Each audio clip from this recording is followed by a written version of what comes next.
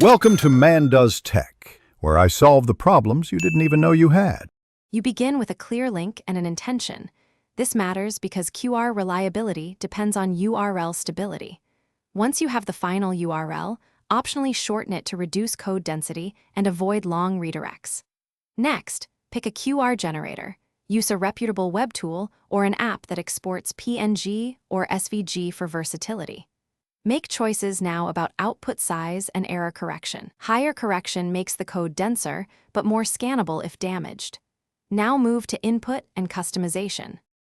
You paste the exact URL into the generator and verify HTTPS to prevent browser warnings. Then customize, pick contrasting colors, keep the foreground dark and background light, and set a margin or quiet zone so scanners can detect edges.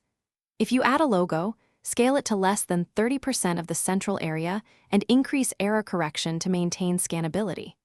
Once satisfied, select the appropriate file type: PNG for quick use or SVG/PDF for high-quality print. Then you must test the QR code immediately. Scan it with 3 different devices or apps to confirm it directs to the right page and loads fast. For printed materials, print a sample at final size and view from the intended distance. Low contrast or tiny modules break scans. If a scan fails, increase the code size or the error correction level, simplify colors, and remove any patterned background. Finally, keep a short redirect or landing page so you can update the destination without changing the printed code. Thanks for watching. If you found this helpful, don't forget to like and subscribe.